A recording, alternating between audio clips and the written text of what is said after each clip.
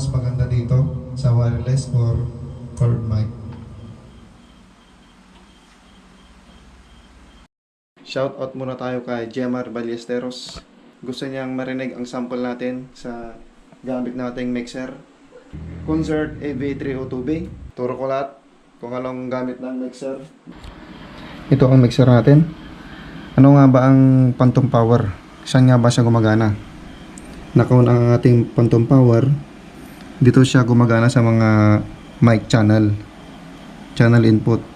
Nandito rin ang tester natin para makita natin kung ilang voltahe ang lumalabas doon. Ganyan lang voltahe niya kasi hindi tayo gumamit ng transformer. Pag in-off natin ito, mawawala ang kanyang voltahe. Babagsak siya.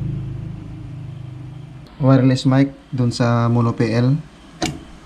Sa mono PL na channel 3. Ano mas maganda dito? Sa wireless or cord mic?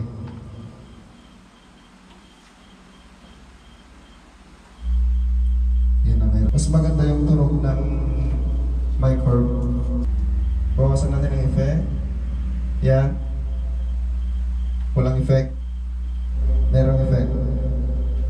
Pwede mong dagdagan ng gain para malakas yung vocal. Yan. Nasa 12 o'clock na ang gain natin. Ganito kalakas.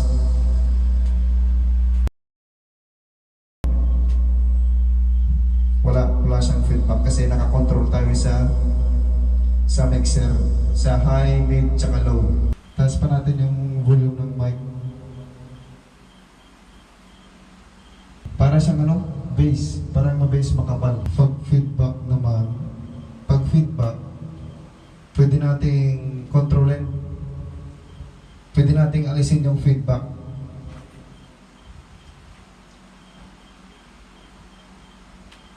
Ito na ang ating speaker na sa tabi ko na siya.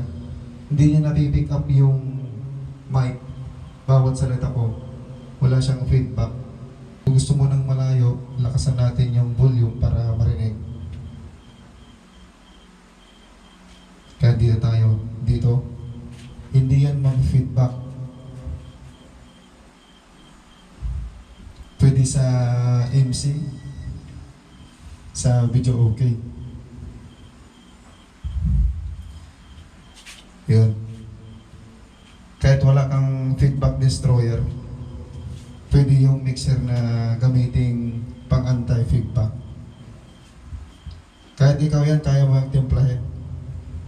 Madali lang naman.